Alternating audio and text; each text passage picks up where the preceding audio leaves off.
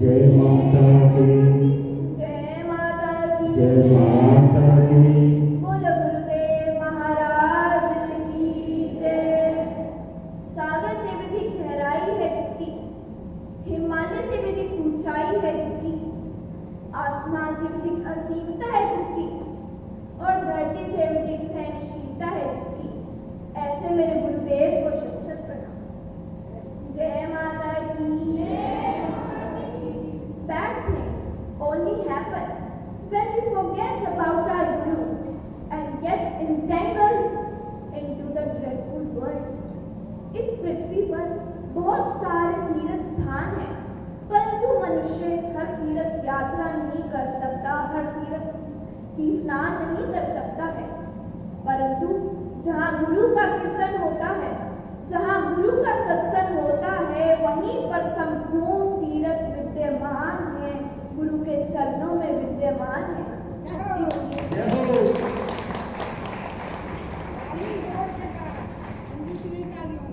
इसलिए कहा जाता है कि अन्न का कण, जल की बूंद और गुरु की शरण, संतों की शरण कभी भी गंवानी नहीं चाहिए, कभी बर्बाद नहीं करनी चाहिए। मनुष्य को ये लगता है कि उसकी मुसीबतें, उसकी दुविधाएं जहाँ जितनी बड़ी हैं, तो उसे ये नहीं भूलना चाहिए कि गुरु की कृपा सागर से भी अधिक विशाल है। गुरुदेव महाराज कहते हैं कि जिस प्रकार एक पेड़ से लाखों माचिस की तिलियां बन सकती है, लाखों माचिस बन सकती है, परंतु केवल और केवल एक तिल्ली से संपूर्ण वृक्ष जल सकता है, लाखों वृक्ष जल सकते, संपूर्ण जंगल जल सकता है। उसी प्रकार जब मनुष्य के मन में एक भी नकारात्मक विचार आ जाता है, एक भी गलत विचार आ जाता है, तो उसके संपूर्ण अच्छे विचार नष्ट हो जाते हैं, जल जाते हैं। इसलिए हमें हमेशा अपने शब्दों को ध्यान से बोलना चाहिए, अपनी वाणी पर ध्यान देना चाहिए, क्योंकि शब्द के ना तो हाथ है और ना पाँव है, परंतु एक ही शब्द में औषधि है और दूसरे शब्द में घाव है। जय माता की। जय माता की। जब चारों ओर अंधेरा हो, तुम गुरु का दीप जला लेना। जब गम ने तुमको घेरा हो, तुम हाल गुरु को सुना देना। जब अपने तुमको ठुकरा दे, तुम गुरु के दर को अपना लेना, और जब कोई तुमको रुलाए, तुम गुरु के भजन गुनगुना लेना। ये गुरु करुणा का सागर है, गुरुदेव महाराज करुणा का सागर है। तुम केवल इसमें डुबकी लगा लेना, तुम केवल इसमें डुबकी लगा लेना। जय हो गुरुदेव मेरे नैया, गुरुदेव मेरी नैया। देखी किस्मत की रेखा, खोल भंडारे माँ बैठी, खोल भंडारे रे माँ बैठी, खुशियाँ लुटा रही है। सुंदर सी गुफा में ज्योत जगमगा रही है। दरबार की जय, जोता वाली माता तेरी सदा ही जय। जय माता की। जय माता की। जय माता की। जय माता की। नारायण हरे। जय माता की। जय माता की। जय माता की। जय माता की। देखिए अगर जन्म माँ के प्रेमियों, माँ के प्यारे से बच्चे, जितना ध्यान, जितना प्रेम, जितना भाव अपनी माँ के चरणों में रुझान करोगे, लगाओगे, उतना ही तुम्हें बहुत कुछ बिन मांगे मिल जाएगा। भगत को जब दर्शन होते हैं, माँ कहती है मांगो क्या मांगे। जो सच्चा भगत को कहता है मांगे क्या मांगे, बिना मांगे आपने सब कुछ दिया है मुझे, और आप मेरे सामने प्रत्यक्ष खड़ी हो, और आपके दर्शनों के सामने तो सारा संसार ही फीका है। क्या मांगो मांगे, कुछ मांगने की जरूरत नहीं पड़ती है। और जो उसके भगत नहीं है, जो स्वार्थी है, हर समय समय पर मांग डिमांड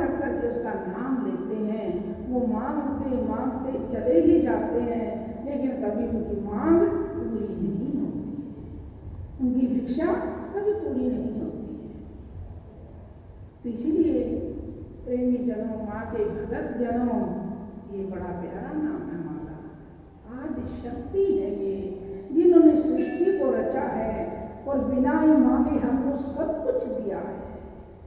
इतना सुंदर जीवन दिया है, इतना सुंदर जीवन दिया है जिसकी कोई तुलना नहीं है। हम इसे कहाँ लगाए, ये निर्णय हमारा है। इसको हम अच्छे मार्ग पे लगाएं या दूसरे मार्ग पर लगाएं, ये तो हमारा निर्णय है ना। माँ ने तो नहीं दिया हमें हम सतमार्ग पे चले या सत्य मार्ग पर चले। देखिए, हम अच्छे मार्ग पर चलेंगे, सत्य के मार्ग पर चलेंगे तो हमारे को बहुत कुछ मिलेगा, जो कि कभी मांगना ना पड़े, मांगने की जरूरत ना पड़े। और हम असत्य मार्ग पर चलेंगे तो हमें रोज मांगना पड़ेगा और तब भी वो मिलेगा नहीं। जय माता की, जय माता की, जय माता की। देखिए, हमारे धर्म और कर्म में, हमारी वृत्तियों में, हमारे भाव और विचारों में क्या अंतर है? माँ क्या हमें सिखाती नहीं? ये माँ हमें वो सच्चा मार्ग दर्शाती है जो कि कोई नहीं दर्शा सकता। वो गुरु माध्यम से दर्शाती है। गुरु का शरण दे करके हमें गुरु की शरण में भेज, जैसे घर की माँ है, ये प्रथम गुरु माता है सबसे बड़ी। संसार की गुरु भी प्रथम माता गुरु है। ये संसार घर में जो बैठी है छोटी बेचारी सीधी बड़ी बोली भारी है, ये सबसे पहले पूरा अपने घर की प्रथम गुरु है, जो अपने बच्चे को इतना आत्मनिर्भर बना देगी कि बच्चा किसी मोड़ पर खड़ा हो जाए तो कभी भी घबराएगा नहीं, ना ही इसके अंदर आलस रहेगा, ना भूख और तृष्णा, ना ज्यादा निंद्रा, कोई चीज उसे सताएगी नहीं इसके बिना मन से। क्यों? माँ का ज्ञान सर्वोपरि है, माता सर्वोपरि गुरु है। चाहे वह अनपढ़ है, चाहे पढ़ी हुई है, वो अपने बच्चे को अपने खून और पसीने से सींचती है, बड़ी प्रेम भरी ममता से सींचती है। जब रसोई में खड़ी होती है ना, वो अपने बच्चे पर 10 काम कराती है, बेटा ये लाना, वो लाना, ले खाना बन गया, तैयार होगा, तुम्हारे दादा को दे, तुम्हारी दादी को दे दो, तुम्हारे पिताजी को दे दो। बच्चे को देखिए, अब सोचिए, खाना परोसने का, बनाने का, अपना सामान देने में कोई आलस नहीं आया, उनका आदर भाव करने में बच्चे को कोई संकोच नहीं आया, और बच्चे की एक्सरसाइज भी होती रही। एक पंथ दो पास, माता क्या नहीं करा सकते हैं बच्चे? जो माता खुद रसोई में नहीं खड़ी, जो माता खुद ही बाजार से खाना मंगाकर बच्चों का पेट भर के सो देती है, वो अपने बच्चे को क्या सिखाएगी? वो क्या गुरु कहलाएंगी? नहीं। मेरी बेटियों, इस बात पर ध्यान दीजिए, अपने बच्चे को आत्मनिर्भर बनाना, संस्कारी बनाना, सामाजिक बनाना, ये तुम्हारे हाथ में। आलस को छोड़ दो, खाना सुबह शाम बनाओ, बच्चों को साथ में रखो, तुम्हारी मदद भी हो जाए, बच्चे को सब कुछ बनाना भी आ जाए, खेल खेल में सब कुछ सीख जाते हैं बच्चे। ये मत देखो, अगर पढ़ना है, पढ़ाई भी समय पर होती है, स्नान ध्यान भी समय पर होता है, और पूजा पाठ भी समय पर होता है। सब काम माता अपने बच्चे को सहज से स्मरण करा देती है, जो कोई गुरु या कोई संत या कोई महात्मा ये लाइन नहीं दे सकता। तो तुम प्रथम गुरु हो, अपने गुरु का दायित्व अपने बच्चों पर पूर्ण करो, निभाओ इसे, समझो, और अपने बच्चों और अपने परिवार को तुम्हारे हाथ में है, क्या बनाना है तुम्हें। जय माता की। अभी देखिए, कर्म और धर्म की छोटी कथा सुनाएंगे। एक बुढ़िया थी, वो कभी भी मंदिर शिवालय में नहीं जाती, तीर्थ यात्रा भी कभी नहीं करी, दान पुण्य भी कभी नहीं करा, भजन को तो जानती नहीं थी, कभी गाय से रोटी भी नहीं दी, इतनी कटु थी जिसका कोई हिसाब नहीं। और भी कोई मंदिर में जाता तो उनकी भी हंसी उड़ाती, क्या है काम काज नहीं तुम्हारे घर में, सुबह निकल लेती हो लोटे उठा उठा। तो कहते कोई नहीं, बड़ी अम्मा है कहने दो, कोई उसका बुरा नहीं मानता।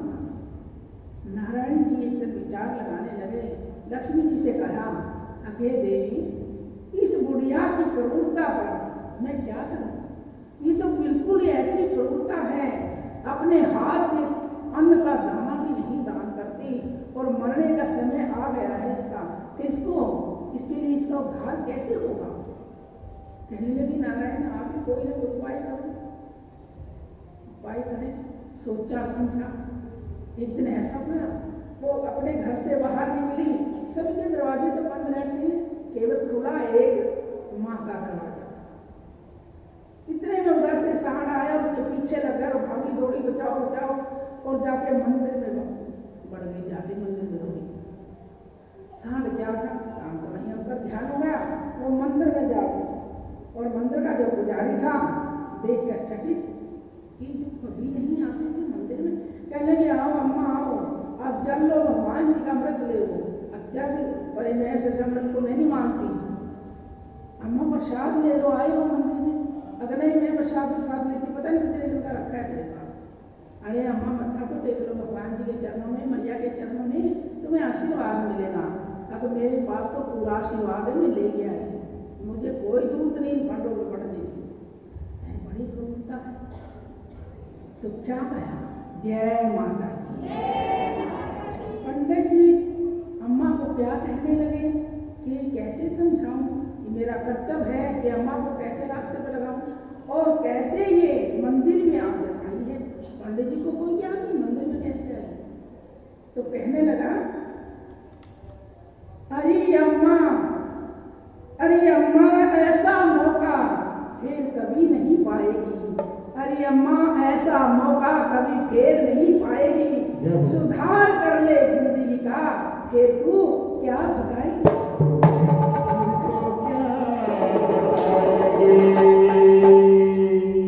तो बोली भगवान के घर जाएगी, आज तो मंदिर में आई गई है, कम से कम मत्था तो टेक ले।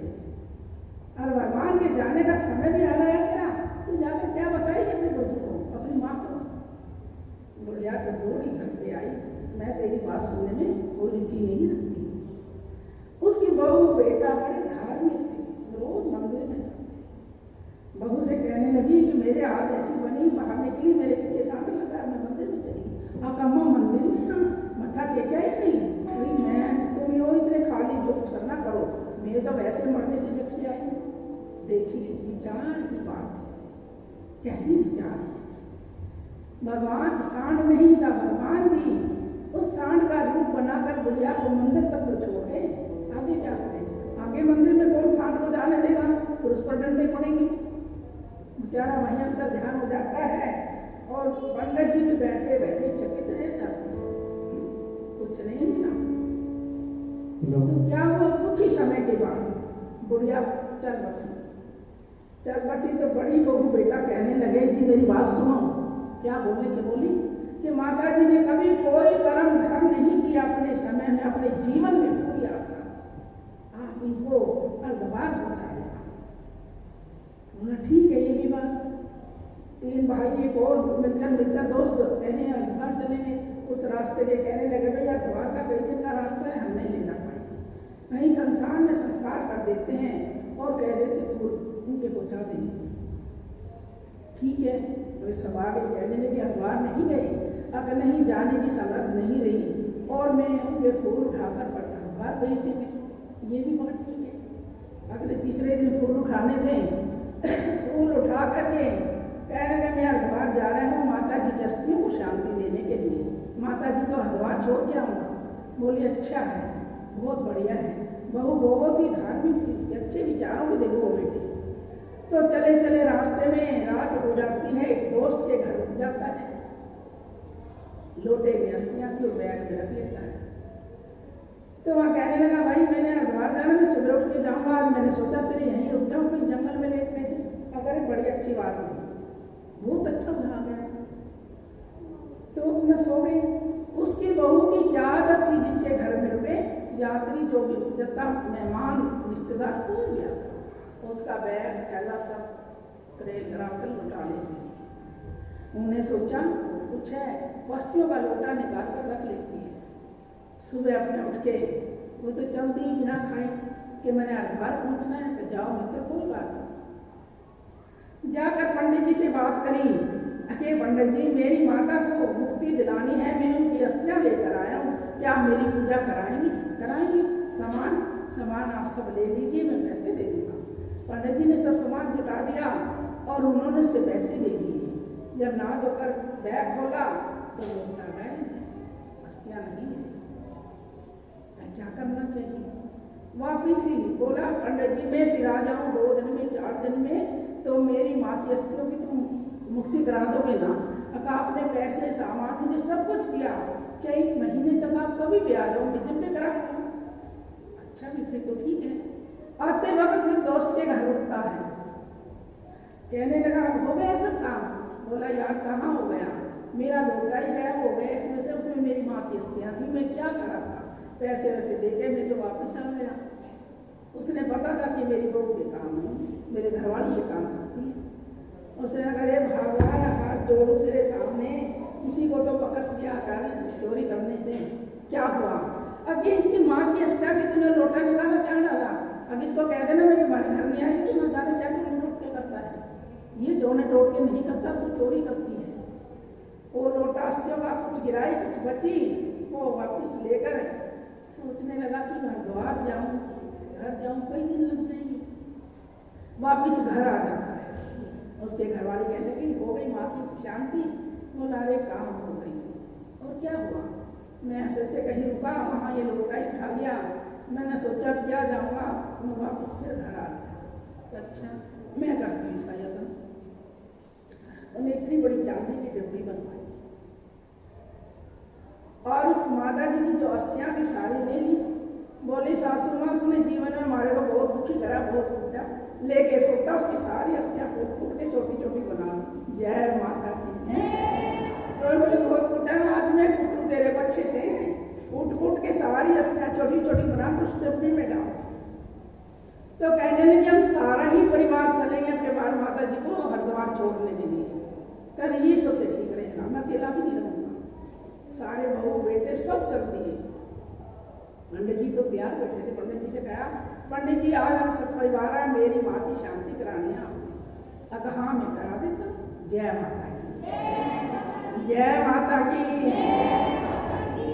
सुने ना कभी तुम पे भी छोटा बात जब आज ये देख लेना है तो उसने क्या कहा, जाकर नहाए धोए सब और पंडित जी को डब्बी दे दी, इसी में मेरी माँ की स्त्री है, चांदी की डब्बी है इतनी बड़ी। पंडित जी भी देखता रहा कि ये तो भाई चलो देखते हैं। वो छोटी बहू थी जो कुछ ही समय की आई थी, वो थोड़ा हट के नहाने लगी, भी मेरे से बड़े हैं सब घर में, वो थोड़ा आगे जाके नहाने लगी। वो उधर नहा रहे थे, उन्होंने वो सब कुछ कर्म करवाया, चांदी की डब्बी छोड़ दी। उस बहू ने डुबकी लगाई तो चांदी की डब्बी उसके हाथ। जय माता, जय माता दी। तो बहुत बड़ी खुश है, गंगा जी तो मेरे में बड़ी प्रसन्न है, मेरे को चांदी की डब्बी मिली। मैं तो पहली बार नहाने आई, पहली बार भी चांदी की डब्बी मिल गई। उन्हें किसी को नहीं बताया और सब काम करके निपटा के और सब घर आए। रास्ते में बात करते अरे आकाश तो बहुत अच्छा बोझ उतरा, माता जी के आत्मा में कम से कम शांति तो मिलेगी। आज सब ने मिलकर मुक्ति करा, कहाँ कराएं, क्या करें? सब कह रहे हाँ अच्छा हो गया, अच्छा हो गया। तो वही अगले दिन आप सुबह मंदिर में जाते थे, सब मंदिर में जाने लगे से पुजारी कहने लगा बेटियां सब नहा धोया हरिद्वार जाई। कहा महाराज जी पंडित जी नहाए, पर मेरे को तो गंगा जी ने इतनी कृपा करी, मेरे को तो सोने की चांदी की डब्बी मिली इतनी बड़ी। और बड़ी बहू ने सुन लिया, चांदी की डब्बी तूने बताया क्यों नहीं? कौन सी चांदी की डब्बी? देखा तो ये वही चांदी की डब्बी है। अगर तुम्हें कहाँ से मिली? अगर मैंने गंगा में डुबकी लगाई तो मेरी चांदी की डब्बी मिली। इसमें तो माँ की अस्थियां हैं। घर में बैठे सारे पूजा पंडित जी को बुलाया, कहने लगे जब हमने इतना यत्न कर लिया पर माता जी हरिद्वार जाने को राजी नहीं है, घर में ही रहेगी क्या ये? जय माता की। तो घर भी रहेगी, जा ही नहीं रही है वो, उसको नहाना पसंद नहीं था। इसीलिए भगत जनों कहने का तात्पर्य है स्नान ध्यान तीर्थ भगवान भजन जो भी है दान पुण्य, जिसे देखिए हम बहुत बचते हैं, हमें इनसे कभी बचना नहीं चाहिए। सारा परिवार भोजन करता है ना, एक माँ सबका पेट भर देती है अपना भोजन बना के पूर्णा बनकर, और वे जितने बैठे हैं सारे मिलकर भी एक अपनी माँ का पेट नहीं भर सकते। क्यों? इसलिए माता अन्नपूर्णा भी है, माता प्रथम गुरु भी है, और इसलिए छोटे छोटे दान से बड़े बड़े महादान भी होते हैं। और हर कोई दान तुम्हारा अपना काम आएगा, कर्म भी तुम्हारा अपना अपना काम आएगा, धर्म भी तुम्हारा काम आएगा, तीर्थ यात्रा भी तुम्हारी अपनी काम आएगी। सोचे मेरी माँ कर लेगी सारे परिवार को मिल जाएगा, मेरी बहू कर लेगी, पति सोचता मुझे भी मिल जाएगा, बच्चे सोचते मुझे भी मिल जाएगा। नहीं भाई, खाना तो अपना अपना खाना पड़ता है ना सबने, ऐसा नहीं। जय माता की। अब तुम ये सोचो, विचार कर लो, क्योंकि उसने तो कह दिया कि माता जी तो जी हरिद्वार जाके ही राजी नहीं है, बार बार फिर घर में आ जाती है। पंडित जी को डब्बी समेत उसकी अस्थियां सौंप देते हैं। अब जो कुछ करना, पंडित जी को कोई लालच था, भैया डब्बी मुझे मिले, पंडित जी ने ढाके बाहर कूड़े में अस्थियों को गिर गया और डब्बी को साफ करके अपने पास। जय हो। तो हमारी आदत बनेगी मरने के बाद, देख लो कभी हड्डियों पर सोटा बाजे बाद में अच्छे अच्छे काम करो, किसी को कुछ नहीं कहना। जय माता की। जय माता की। जय माता की। जय माता। कुछ भी नहीं हमें अच्छा लगता, ऐसे ही महात्मा लोग जाते हैं, गुरु संत जाते हैं, कहीं भी मिले तो एक दो शब्द ज्ञान का जरूर है। ये छोटा संत है, ये पहुंचे हुए संत है, सब कोई छोटा मोटा ज्ञान अवश्य सुनाता है। एक ऐसे समय की बात, दो बहनें दो आपस में सहेलियां जा रही थी, एक का रिश्ता हो गया, एक वैसी थी। वो अपने रिश्ते की बात उस दूसरी बहन को बता रही है, और पीछे पीछे दो तीन महात्मा चल रहे हैं, वो भी सुन रहे हैं। कहने लगी मेरे पति ने मेरे से ऐसी नथनी भेजी है जो कि देखता ही रह जाए, आदमी मुक्त हो जाए, हीरे जवाहर सब कुछ इतनी महंगी से महंगी नथनी भेजी। बोले अरे तेरे बच्चे करे में। दोनों सहेलियां आपस में इस प्रकार की बातें कर रही हैं और चली जा रही, और महात्मा जी सुन रहे हैं। महात्मा जी ने कहा ज्ञान तो नहीं लेंगे, लेकिन जुबान को जरूर सुनेंगे ना। महात्मा से आगे हो जाते हैं, और आगे होकर एक महात्मा दूसरे को महात्मा को कह रहा है कि महात्मा जी ने कहा देखिए, नथनी भेजी यार ने, नथनी भेजी यार ने चिंतन बारंबार, अरे नाक दिली करतार ने उसे दिया विचार है। जय हो। जय उसके पति ने भेजी जिस नथनी का चिंतन हो रहा बार बार बुलाया जा रहा, और जिस नाक में तुझे पहनना था उस करतार का कोई नाम नहीं, उस भगवान का कोई नाम नहीं, पहनेगी कहाँ। जय हो। तो बोले संत ने ये क्या किया हमारे साथ, बेटा कुछ नहीं, तुम्हें याद दिलाया, तुम्हारे हृदय को जगाया। तो इसीलिए वहां के प्रेमियों, ज्ञान तो कहीं भी मिल जाए वहीं से उठा लेना चाहिए, और संत महात्मा अपना ज्ञान का प्रसार हमेशा करते रहते हैं, चाहे बेचारे छोटे हैं, चाहे ऊंचे हैं, चाहे बड़े हैं। संत तो संत ही है, साधना से संत बनते हैं, शांति से संत कहते हैं, और बहुत से महाराज स्वामी जी कहते हैं। इसीलिए संतों का शरणा, गुरु का शरणा, यही भाव से पार करता है। जय माता की। जय माता की। जय माता की। जय माता की। गुरुदेव महाराज की जय, और सांचे दरबार की जय। कुछ जरूरी सूचना सभी ध्यान से सुने। अगला भंडारा 17 अक्टूबर का है, यानी जो महीने का भंडारा होता है वो अगली 17 तारीख का है। जिस वर्जन के छींटे पूरे हो जाते हैं, जिस वर्जन के छींटे पूरे हो जाते हैं वो अपने नाम से भंडारा देकर के अपने अमीठा खोले। गले में लॉकेट सभी भगवचन पहने, क्योंकि लॉकेट एक सुरक्षा कवच है। इसमें गुरु और माँ दोनों का आशीर्वाद हमारे ऊपर बना रहता है। चार, जिनसे कि घर में शांति रहे और हमारे पितर हमें आशीर्वाद दे कि हम जीवन में आगे बढ़े, क्योंकि जो पितर होते हैं हमारे, वो हमारे गुरु की शरण में रहते हैं। और गुरु जी महाराज हर साल पितर तृप्ति के लिए यहाँ पे पितर पूजा करवाते हैं। अपने घर में सुख शांति और अपने पितरों की तृप्ति के लिए पितर पूजा करवाना चाहते हैं या करवाते आए कर जाते हैं। बहुत से भक्तजनों के साथ जाते हैं, जो नए भक्तजन है जिनको पता नहीं है, और जो अपने गुरु जी महाराज के साथ सातों यात्रियों की देवियों की यात्रा पर जाना चाहते हैं, गुरु और माँ दोनों का आशीर्वाद लेना चाहते हैं, वो ऑफिस में आप अपना नाम लिखवाई। अब की बार सातों देवियों की यात्रा 25 अक्टूबर सोमवार को शाम 7 बजे यहाँ से जाएंगे और एकादशी के दिन वापस आएंगे। 5 दिन की यात्रा होती है। रहना खाना सब गुरु जी महाराज आपका प्रबंध करके चलते हैं आप लोगों के लिए। तो जो भी भक्तजन गुरु जी के साथ जाते हैं या जाना चाहते हैं या किसी की इच्छा है पता नहीं है, तो ऑफिस में पूछ कर अपना नाम लिखवाएं। आश्रम में आयुर्वेदिक औषधालय की स्थापना है। मौसम के अनुसार होने वाली हर तरह की बीमारी का इलाज है। जिस भी भक्तजन की कोई भी परेशानी है, कोई भी बीमारी है, उसका इलाज करवाएं और अपने शरीर को स्वस्थ रखे और ठीक रहे। कन्नौज से हमारी रोशनी बहन जी आई हुई होंगी, जो वे अपने गुरु के लिए बोले ध्यान से सुने, क्योंकि आपका एक एक शब्द बहुत अनमोल होता है और सुनने लायक होता है कि हमें किस चीज का क्या फायदा हुआ है और आगे चल के हमें किस चीज का क्या फायदा होता है। रोशनी बहन जी आगे आ जाए और बताएं। जय हो। बोल सच्चे दरबार की जय। प्यारी बहनों और मेरे भाइयों, आज मैं माँ के दरबार में हूँ। जो कुछ भी है मेरी माँ की दया से है। कम से कम मैंने 27 साल है माँ के आश्रम से जुड़े हुए। जो मेरे शरीर में मेरे कष्ट थे, बीमारी थी, आज मैं बीमारी मेरी माँ की दया से, मेरे गुरु की दया से आज मैं यहाँ पर स्वस्थ और अच्छी हूँ। जय माता की। जय हो। जय माता की।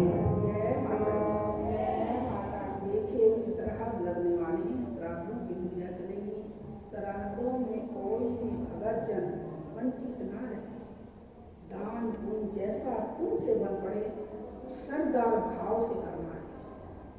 जरूरी है करना, यह आदेश है या हमारा कहना है, जो भी आपने समझे। देखिए दान से कभी कुछ घटता नहीं है। दान से भंडारे भरपूर होते हैं। देखिए हम कहते हैं हम भंडारा करते हैं तो हर जगह पूरी सब्जी बनती है ना। पूरी का महत्व क्या है? कुछ ही बना लो, पूरी बनाने से भरपूर भंडारा होता है। घर में पूर्णता पुत्र से होती है और जो भी पुत्र आज्ञाकारी है, पुत्र से भरपूर परिवार होता है। कुछ ऐसे मायने हैं जिनको हम सोच भी नहीं सकते। ये 15 दिन श्राद्धों के खुले दरबार रहते हैं पितरों के साथ में। घर घर में सबके पितर आते हैं, घर घर में सब उनको जो मिलता हविष वो लेके जाते हैं और उस माँ से आराधना करके अपने परिवार को आशीर्वाद दिलाते हैं। यही माँ के जामन हैं, यही माँ के वकील हैं, जो माँ से लेकर हमें देते हैं, जिनका मार्ग गुरु जी बतलाते हैं, जिनका मार्ग संत महात्मा बताते हैं। तो देखिए मेरी बेटियों, मेरी बच्चियों, कोई कहते हैं 1 मीटर कपड़ा दान कर दिया, कोई कहती है चुन्नी दान करी थी हमने अपनी सास के नाम की, कोई कहती है इतनी 2 रोटी रखे थी, 1 कटोरी दान करी थी हमने कर दिया जी। बहुत की हम सुनते हैं बात। क्या तुम्हें चुन्नी पहना दो काम चल जाएगा? क्या इंसान को संगोछा डाल दे आदि पुरुष का उसके लिए काम चल जाएगा? क्या पूरा साल में अपने पितरों के लिए एक वस्त्र दान भी नहीं कर पाओगे? पूर्ण दान करो जो उनको मिलता है। और कोई भी इस भ्रम में ना रहे। बहुत पूछते हैं भगत आके हमारे पितर कितने पितर हैं जी? अगर गिनोगे तो तुम अपनी पीढ़ियों की भी गिनती नहीं हो पाएगी। जब से सृष्टि रची है हम तो जब से ही चले आ रहे हैं, पिछले मरते रहे अगले चलते रहे, कितने पितर बनाओगे? हमारे 2 हैं जी, हमारे 4 हैं जी। क्यों? जैसे तुम्हें कोई बताता है वैसे ही तुम मान लेते हो। कभी 2 4 ये ऐसे पितर कुछ नहीं होता। कुछ भी घर में कभी पितरों का स्थान नहीं बनाना चाहिए, घर में कभी पितरों की जोत नहीं जलानी चाहिए। ये हम कह रहे हैं। केवल पितरों की पूजा करा दो, साल में एक बार करा दो, चाहे यहाँ कराएं माँ के चरणों में, गुरु सानिध्य में, ये गंगा जी के तट पर, जहाँ जो मिलता है, जहाँ की जो चीज है वही अच्छी लगती है। और ना ही किसी ने 2 3 वस्त्र रखने। आज तुम निभाओ, कल बच्चे कहीं बाहर चले गए नौकरी पे, तो उन पितरों के स्थान को लेके जाएंगे साथ में, क्या करेंगे? उनकी मुसीबतें मत बढ़ाओ, उनके अंदर भावना और प्रेम जगाओ, जिससे वो करें और माने। इसलिए पितृ पूजा आ रही है, हर भगत जन इसमें ध्यान दें, पितरों की पूजा कराएं, पितरों को दान दें। कर्ण राजा ने 15 दिन के पितर हमारे लिए लगाए थे कि जो कोई ना भी करने वाला हो उन्हें दान करेगा, डर के मारी जरूर करेगा, तो कुछ ना कुछ उद्धार हमारा होगा। अन्न वस्त्र जल जो जिसमें बन पड़े इन पितरों में वो करता है। 10 आदमियों का भोजन, 11 का, 20 का, जैसे तुम दे पाओ करो। रोजाना जिनके घर में श्राद्ध बनते हैं, ना भी बनते हो, तो 4 रोटी मीठे से गेहूं की रोज निकालें, 2 दिन छोड़ दें, फिर निकालें 2-4 दिन, 1 दिन छोड़ के 2-4 दिन फिर निकालें। पूर्ण चना श्राद्ध कभी नहीं निकालना चाहिए, 2-4 दिन बीच में छोड़ देना चाहिए। जैसे आज छोड़ दिया तो 2-3 दिन निकाल दे, 1 दिन छोड़ दिया 2-3 दिन।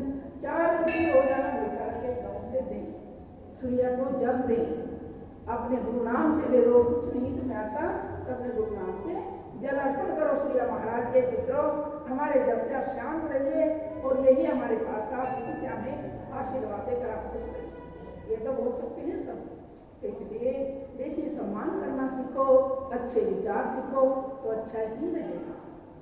तो ये पितरों के महत्व है, पितरों की बात इसमें करना जरूरी है। जय माता दी, जय माता दी।